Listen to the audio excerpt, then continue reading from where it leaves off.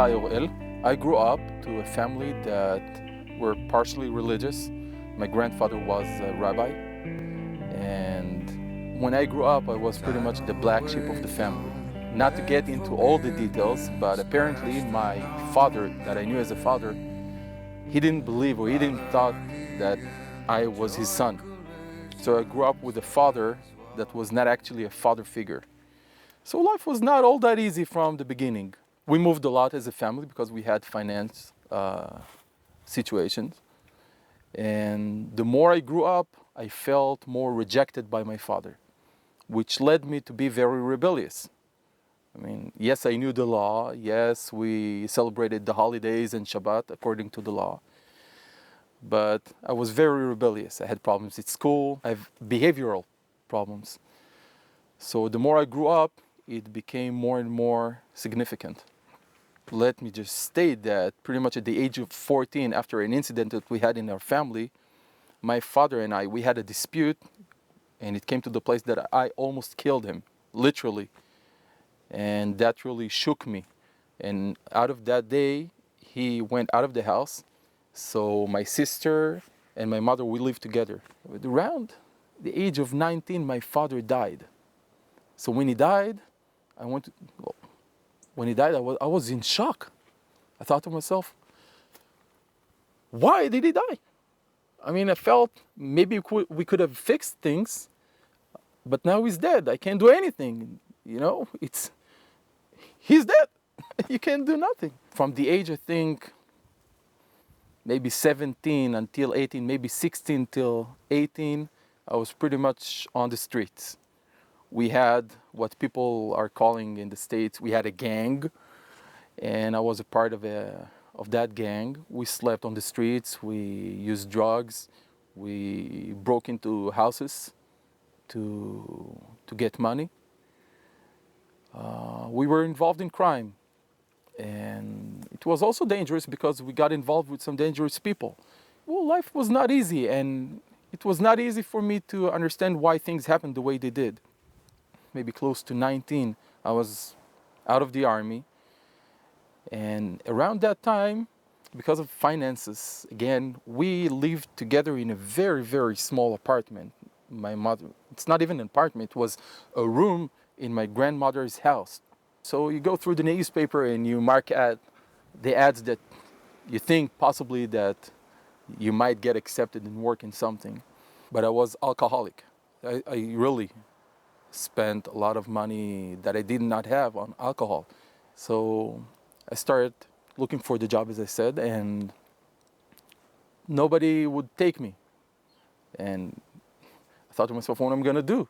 I remember days and nights that I would spend and looking at the ceiling when I was lying in bed and asking, what am I gonna do? What's gonna happen with me? What am I gonna do? So eventually, I marked up a news ad for a job, and they invited me to an interview. So I went to that interview. At that time, I had a nose ring and I had piercing all over my body.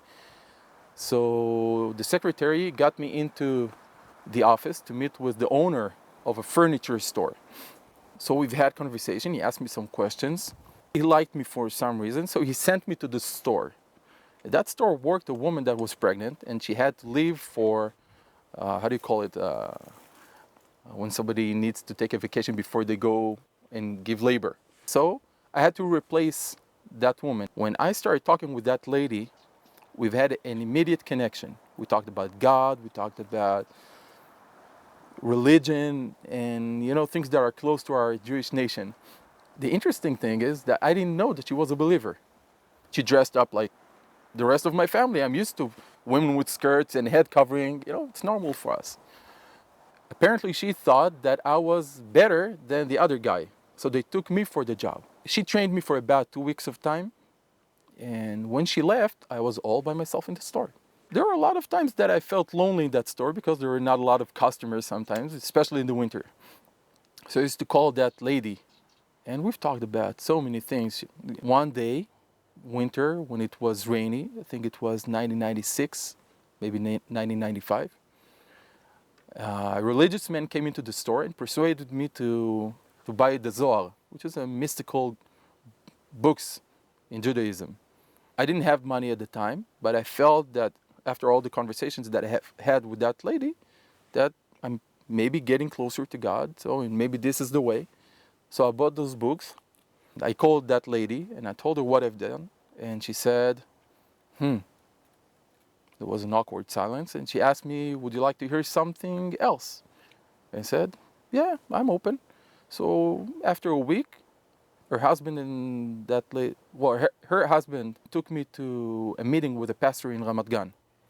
And he came to the part of Yeshua. Well, I felt a little bit awkward, but I kept on listening. And, I honored this man.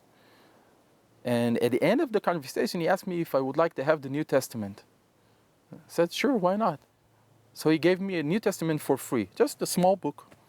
And when I came home, it was so funny. I had those lots of books that I've bought for lots of money that I did not have, and one book that I got for free. So I thought to myself, I have a lot of spare time to kill at work. So I took one of those books and the Old and the New Testament, and I was reading the both of them, alternating. And I was reading systematically from the New Testament, starting from the book of Matthew. The more I read the New Testament, the Gospels, I felt okay with what Yeshua was saying. He was saying good things about the kingdom and about keeping the commandments. And, I felt good with the moral and the standards that I was setting. But whenever there was a time that he was referred as the Messiah, the Son of God, or something related to that issue, I felt a huge anti in my heart. That can't be. He is not the Messiah. He is not the Son of God. And I remember one time that I read the part where somebody asked Yeshua, what is the greatest commandment? And he said, love thy God with all your heart, mind, and soul.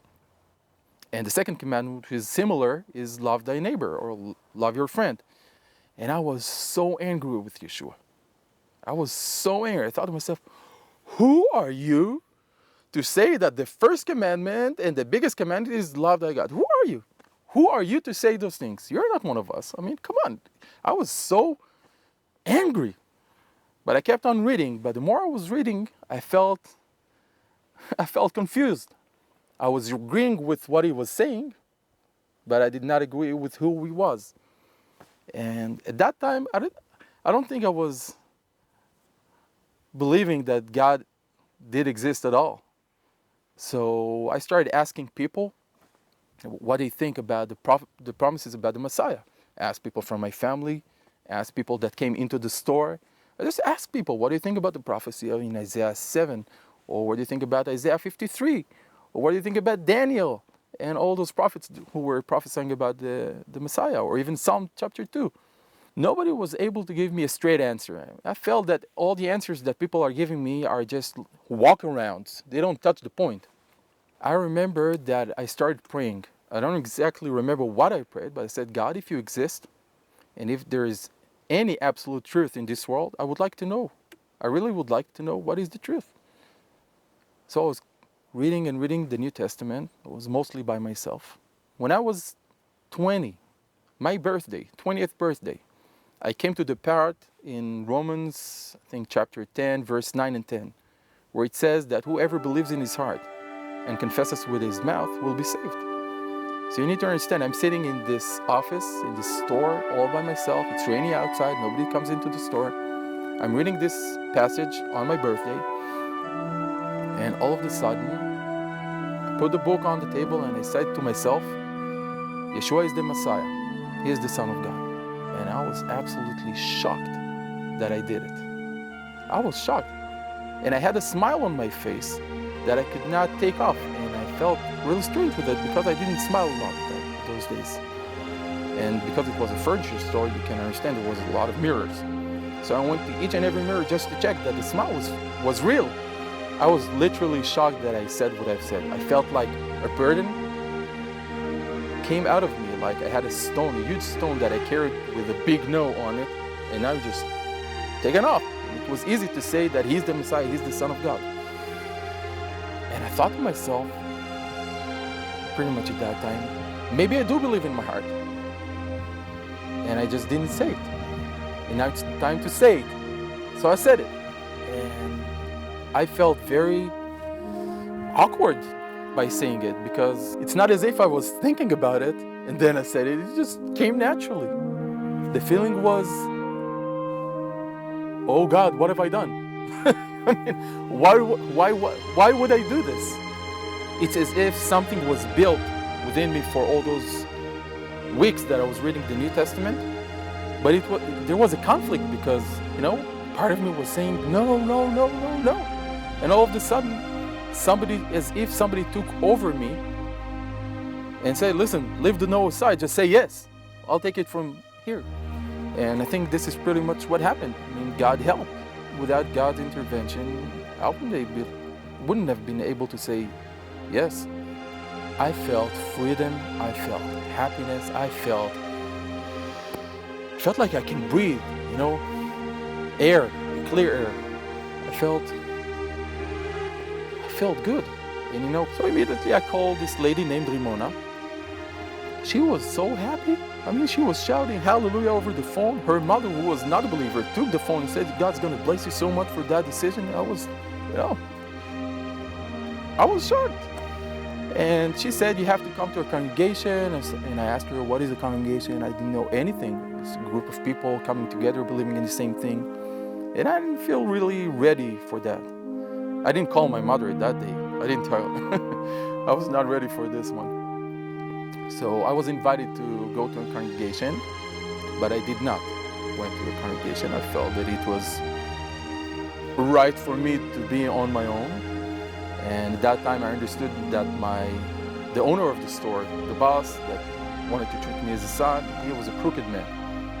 And I did not feel comfortable with the new moral that I want to believe in to stay in that place. So I moved to Tel Aviv, living by myself with a friend and my cousin. It was just going wrong and wrong and wrong. Instead of getting better, it was getting worse and worse. And I thought to myself, what is going on here? I believe this is the truth. I'm trying to live the truth. I don't know how to pray. I don't know what to do. And every time I'm trying to do something that is right according to what I read, it just goes wrong. I mean, really, really wrong. I came to the place that I lost the other job that I've had. I didn't have money to pay the rent. I didn't have money to buy food. I was in bad relations with my cousin and with my friend that was living in the same apartment. I literally had no food for a few days, and I've decided that I will go fasting and praying. I didn't know exactly what it means, and it's not as if I had a choice. I mean, you don't have food, you fast. And I don't really remember what I did at that time, but I think I spent most of the time by myself, being closed in a room. I think on the fourth day, God reminded me the phone number of Rimona, the lady from the store. So I called her. She was not at home. Her mother told me that she lives elsewhere. So I called that place. She immediately recognized my voice. She asked me where I am, what I'm doing, and I told her about everything that I went through. And she said, listen, you have to come to a congregation. You just have to. And I thought to myself, I really have to. I think less than a week after that conversation that we've had, I went to a congregation, first time in my life. It was a prayer meeting during the week, not the main meeting. Very small place, family-like, and immediately when I came in through the door, I felt at home. It was almost like the same feeling when I said that Yeshua is the Messiah, the Son of God. It just felt cozy, it felt good. I stayed in that congregation for about 8 years, going through a huge phase of transformation from the person that I used to be into something that God can actually work on later on. So this is pretty much the story. For someone that had not an easy life, to feel good is something. You notice it. I believe that Yeshua is alive. I believe that He's alive not because I read about it, but because I experience Him being alive every day. And I surely will meet Him one day. So I'm not ashamed to say that I want to be close as possible to him in the kingdom of God when he comes back.